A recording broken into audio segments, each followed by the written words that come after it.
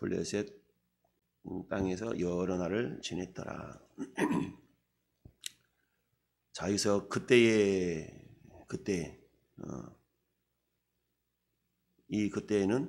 하갈이 결국 아브라함 품을 떠나서 유리 방황할 때에 여호와의 사자가 나타나서 하갈을 위로하고 네 아들 이스마엘도 큰 민족이 되게 하겠다라는 18절의 말씀, 내 손을 붙들라 그가 큰 민족을 이루게 하리라 라는 그 약속의 말씀을 주신 그때를 말씀하고 있죠. 그리고 이미 20장에 그랄랑 아비멜렉에게 자기 아내 사라를 그냥 오누이라고만 이렇게 소개한 결과로 아비멜렉 가문이 태가 다쳐가지고 한마디 말하면 족속이 쫄딱 망할 뻔한 그런 위기 상황 가운데서 네가 어찌 이렇게 하였느냐라고 하면서 아브라함을 책망했던 그런 일이 있었죠. 결국 이 아비멜렉이 양과 소와 종들을 이끌어다가 아브라함한테 주고 그리고 또 은 1000개를 또 사라한테 주어서 위로하고 이랬던 일이 있었습니다. 그러니까 아비멜렉은 지금 야 아브라함 저 사람은 보통 사람이 아니다라는 것을 이미 경험을 했던 차이죠. 특별히 유목 생활을 했던 그 당시에 가장 중요한 것은 뭐냐면 물입니다. 물.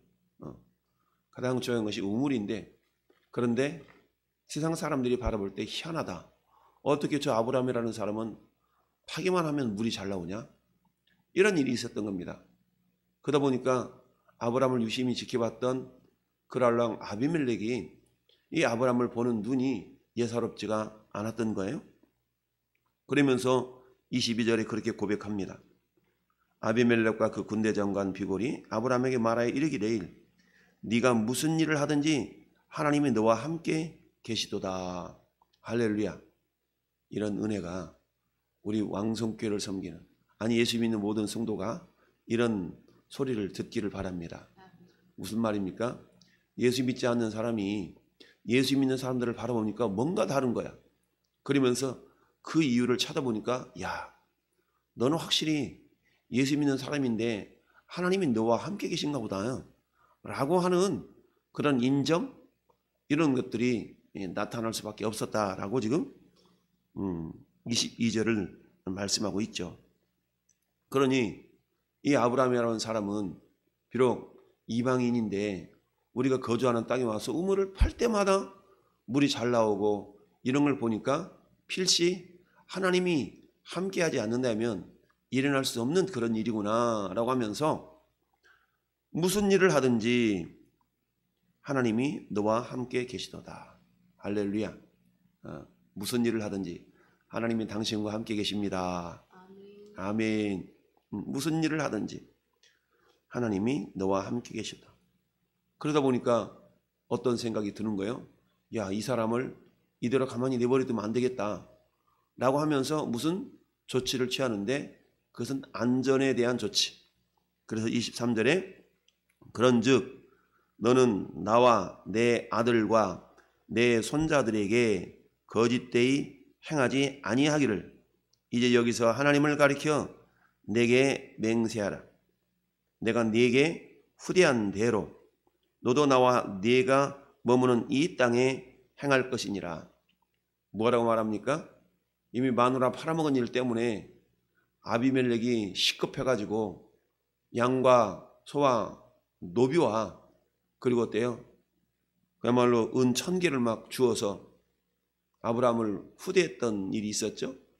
아브라함은 그저 마누라 팔아먹고 부자 된 사람 중에 한 사람이다라고 우리가 우스갯소리로 얘기하는데 그때 아브라함을 후대했던 이 아비멜렉이 기억을 하고 있는 거예요. 그때 내가 그렇게 했지 않냐. 내가 네게 후대한 대로 이제 네 차례다 라고 이야기하고 있는 겁니다. 너도 나와 네가 머무는 이 땅에 행할 것이라. 그런데 아비멜렉의 말은 나에게만이 아니라 내 아들과 또 내 손자에게까지 이렇게 좀 해줬으면 좋겠다 라고 이야기를 하고 있는 겁니다. 그랬더니 아브라함이 이르되 내가 맹세하리라. 하면서 아비멜렉의 종들이 아브라함의 우물을 빼앗은 일에 관하여 아브라함이 아비멜렉을 책망했어. 아니 그건 그렇고 알겠는데 당신 말이야, 당신의 종들이 내가 판 우물들을 홀라당 다 뺏어간 일을 알고 있어? 라고 얘기하니까 아비멜렉이 26절에 내가 누가 그리했는지 알지 못한다. 너도 내게 말하지 아니하였지? 그리고 나도 듣지도 못했어. 오늘이야 금시초문이야. 이러면서 얘기를 하니까 아브라함이 이제 둘 사이에 언약을 세우는데 아브라함이 양과 소를 가져다가 아비멜렉에게 주고 두 사람이 서로 언약했다. 그리고 어때요? 아브라함이 7 암양 새끼를 따로 놓았다. 그랬더니 이게 뭐냐? 이건 말이야, 내가 우물판 증거야. 너 이거 받고 이거 확실히 내 거라고 네가 인정해 주는 거야 라고 하면서 우물에 대한 소유권을 아브라함이 확실하게 갖게 되는 것을 말하죠. 그러면서 그 우물을 부엘세바라는 말은 맹세의 우물이다 라고 표현하고 있죠. 이제 그렇게 해서 어땠어요? 이제 두 사람이 아비멜렉과 아브라함이 언약을 맺고 서로 어떤 관계가 된 겁니까? 서로 이제 화친한 관계, 친근한 관계가 되었다. 여러분, 잠언서 16장 7절을 보면 사람의 행위가 여호와를 기쁘시게 하면 그 사람의 원수라도 그와 더불어 화목하게 하시느니라 라는 말씀이 있습니다. 우리가 하나님과 친하게 지내면 원수라도 우리를 향해서 야, 좀 잘 지내보자 라고 한다는 겁니다. 아비멜렉은 어찌 보면 아브라함보다 이미 털을 잡고 살고 있었던 사람이고 아브라함은 이방인이잖아요. 그런데 그 이방인에게 부탁을 하는 거죠. 당신이 말이야, 나와 내 아들과 내 손주들에게까지 좀 안전할 수 있도록 우리 좀 계약을 좀 맺자. 우리 좀 언약을 맺자 라고 먼저 찾아와서 부탁을 하는 형국이 된 겁니다. 마찬가지로 오늘 이 시대에 눈에 보이지 아니하시는 하나님, 그러나 그 하나님을 눈에 보이는 것처럼 우리가 섬겨 드릴 때에 어떤 일이 발생할 수 있다고요? 믿지 않는 사람들이 먼저 찾아와서 우리에게 화친을 청하고, 야, 내가 보니 당신은 과연 하나님 믿는 사람 같소? 당신은 과연 예수 믿는 사람 같소? 라고 오히려 화친을 먼저 청하는 그런 일이 있을 수가 있다라는 얘기죠. 물론 이것은 하나님의 전적인 은혜였죠. 아브라함 편에 본다 그러면 아브라함 잘한 거 없잖아요. 근데 하나님의 은혜가 임하니까 하나님께서 아브라함과 함께하고 있다는 증거가 막 나타나는 거예요. 그러니 주변에 있던 사람들이 아브라함을 대할 때 그야말로 이 사람은 보통 사람이 아니라 여호와의 신이 하나님이 함께 하시는 분이구나 라는 어떤 그런 인식을 할 수밖에 없었던 것이죠. 하나님이 원하시는 것이 그거 아니겠습니까? 하나님은 예수 그리스도께서 마태복음 5장 산상수훈에서 그렇게 말씀하고 계십니다. 너는 세상의 소금이라. 세상이 소금인데 그 소금이 짠맛을 내지 아니하면 밖에 버려져 밟히운다. 너희는 세상의 빛이다. 그런데 세상의 빛인데 산 위에 있는 동네가 숨겨지지 못할 것이요.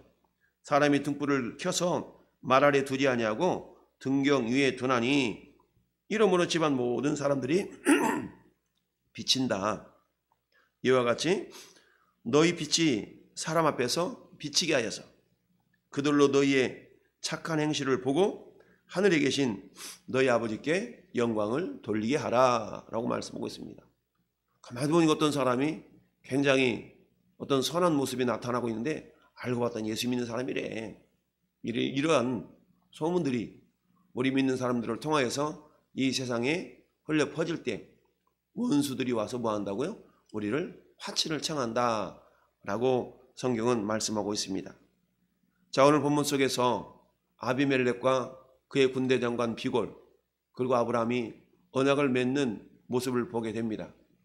하나님의 은혜가 아브라함에게 임하니까 아브라함의 삶의 모든 모습들이 적들이라 할지라도 야, 이분은 예사 사람이 아니다 라는 모습으로 비춰주게 되었고 결국 먼저 찾아와서 화친을 청할 정도로 이렇게 부탁을 하는 그런 모습이 나타난 걸 봅니다. 오늘 이 시대를 살아가는 우리 그리스도인들을 향해서 세상 사람들이 오늘과 같은 그런 모습으로 나타난다 그러면 얼마나 복이 되겠습니까?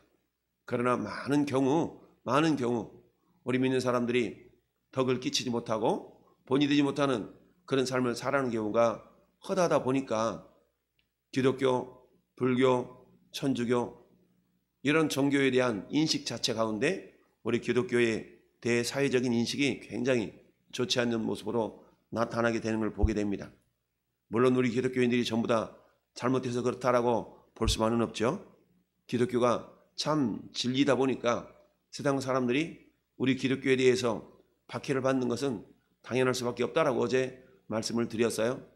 왜냐하면 우리가 육체로 난 하갈의 아들 이스마엘과 그리고 약속의 아들로 태어난 이삭과의 어떤 갈등 관계는 오늘 이 시대를 살아가는 세상 사람들과 하나님의 자녀들과의 관계 속에 있는 긴장 관계를 나타내주고 있다라고 말씀을 드렸습니다. 그러다 보니까 어때요? 세상 사람들은 우리 믿는 사람들을 바라보는 관점 자체가 항상 부정적인 그런 모습이 있을 수밖에 없다. 그럼에도 불구하고 우리가 어때요? 성경 말씀하는 것처럼 원수를 사랑하라. 원수를 미워하지 말고 오히려 원수를 축복해 주라. 야, 어떻게 이럴 수가 있습니까? 세상 말로 맨정신으로는 이루어질 수 없는 그런 모습들이죠. 그러나 이게 가능할 수 있는 것은 왜 그래요? 우리가 주님의 마음을 품으면 된다. 너희 안에 이 마음을 품으라고 그리스도 예수의 마음이니 그는 근본 하나님의 본체시나 하나님과 동등됨을 취할 것으로 여기지 아니하시고 자기를 비워 종의 형체를 가지다 지극히 낮은 모습으로 이 땅에 오셔서 죽기까지 복종하셨다라고 말씀하죠. 이런 것처럼 우리가 주님의 마음을 품을 때에 주님의 마음을 품는다는 건 뭐겠습니까? 성령님이 나를 통하여 역사하실 수 있도록 철저하게 내 자신 속에 있는 성령님을 영접하고 환영하고 인정해 드릴 때에 오직 성령의 열매는 사랑과 희락과 화평과 이런 모습 아니겠습니까? 우리 인간의 의지와 인간의 능력으로 사랑하고 화평하고 오래 참고 이런 것들은 한계가 있지요. 내가 너 이것이 두 번째야 세 번째 그러면 너 끝나는 줄 알아? 우리 이렇게 말할 수밖에 없죠. 그러나 예수님 뭐라고 말씀하십니까? 70번씩 7번이라도 용서해 주라 라고 말씀하고 있죠. 이게 인간의 힘으로 됩니까? 오직 성령의 능력으로만 가능하다는 사실을 우리는 알 수 있어야 됩니다. 따라서 우리 안에 거쳐 삼으신 성령님을 날마다 의지하면서 그 성령님과 교통하고 기도하는 가운데 성령의 능력을 우리가 덧입을 수 있는 거 아니겠습니까? 그래서 오직 성령이 너에게 임하시면 이미 우리 안에는 성령님이 내주해 계시고 있지 않습니까? 너희가 하나님의 성전인 것과 자 하나님의 성전, 하나님의 성령께서 우리를 성전 삼으시고 우리 안에 거하신다. 자 오늘 본문의 아브라함은 이처럼 하나님께서 아비멜렉과 그의 군대장관 비고를 통하여서 이처럼 야 하나님이 이렇게 역사하고 계시는구나 나를 깊이 경험했던 아브라함이 할 수 있는 건 뭡니까? 하나님이 이렇게 나에게 은혜를 베풀어 주시다니요 라고 하면서 이제 33절에 자, 아브라함은 같이 한번 읽어볼까요? 아브라함은 브엘세바에 에셀 나무를 심고 거기서 영원하신 여호와 이름을 불렀으며 아멘. 자 우리가 어떤 일이 있거나 그러면 기념식수를 하는 경우가 많죠. 어떤 건물을 새롭게 지었다 그러면 입구에 기념식수를 하는 경우가 있는데 자 아브라함이 심은 기념식수가 뭐예요? 에셀 나무다라고 얘기합니다. 자, 에셀 나무의 특징은 키가 굉장히 큽니다. 키는 약 9m까지 자라게 되고요. 뿐만 아니라 뿌리가 굉장히 깊이 뻗어가게 됩니다. 이 뿌리는 약 30여 m를 땅속을 깊이 흘러가기 때문에 그야말로 시편 1편에 있는 말씀처럼 복 있는 사람의 모습이 어때요? 그는 시냇가에 심은 나무가 시절을 쫓아 열매를 맺으며 과실을 맺으며 그 잎사귀가 마르지 아니함 같다라고 말씀하고 있지 않습니까?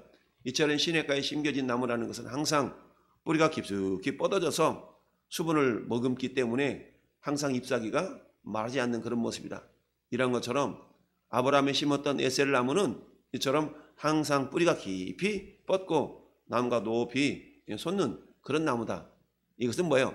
변함없으신 하나님의 사랑, 하나님의 자비하심을 상징하는 그런 나무라고 볼 수가 있어요. 그래서 아브라함은 이 나무를 볼 때마다 야, 하나님께서 저 아비멜렉과 비거를 통하여서 우리에게 역사하셨지, 하나님의 살아계신 것이 저들에게 나타나 보이셨지 라는 어떤 기념할 수 있는 그런 근거가 된 나무가 에셀 나무입니다. 그래서 아브라함은 어땠어요? 그 에셀 나무를 심고 뭐 했다고 그랬어요? 영원하신 여호와 이름을 불렀다. 한마디 말하면 예배자가 되었다라는 얘기입니다. 하나님 오늘 또 저와 여러분들을 예배자로 불러주신 거 아닙니까? 하나님이 찾으신 예배자, 영과 진리로 예배하라. 오늘 세상 사람들이 우리를 바라볼 때에 과연 저 사람은 신실해, 저 사람 말이라면 믿어줄 만해 라는 어떤 그런 인정, 인식이 우리의 삶을 통하여서, 우리의 행동 하나하나를 통하여서 세상 속에 빛으로 들어가서 그들이 변화되어지고 어둠 속에 있는 그들을 주님의 빛으로 인도할 수 있는 그런 놀라운 그런 사명들을 이미 우리는 받고 있습니다. 그 사명을 잘 감당하기 위해서는 먼저 우리가 신실하신 하나님 앞에 어떤 자가 되어야 돼요? 친근한 자. 하나님과 친근한 자가 될 때 하나님은 우리의 원수라도 우리와 화친할 수 있는 그런 모습으로 우리를 변화시켜 주시고 은혜를 베푸신다는 것을 아브라함이 경험했던 것처럼, 사랑하는 성도 여러분, 아브라함이 하나님과 동행하는 그 동행의 열매가 블레셋 사람 이 그랄 왕 아비멜렉과 화친을 청하는 모습으로, 언약을 맺는 모습으로 나타나게 된 걸 봅니다. 오늘 하루의 삶도 저는 여러분들이 과연 우리가, 세상 사람들은 우리가 저 사람 무슨 교회 집사래, 무슨 교회 성도래 라는 거 얼추 다 알지 않습니까? 그런데 그들 속에서 우리가 빛과 소금 역할을 감당하지 못한다면 오히려 밟힘을 당하는 그런 안타까운 일이 발생할 수가 있다. 오늘 하루도 우리가 그들 속에서 빛으로 소금으로 사명을 잘 감당하여서 그들이 오히려 야, 나도 예수 믿고 싶다, 야, 나도 교회 가면 안 되냐 라는 어떤 거꾸로 물어오는 그런 은혜가 있기를 예수님의 이름으로 축원을 드립니다. 아멘.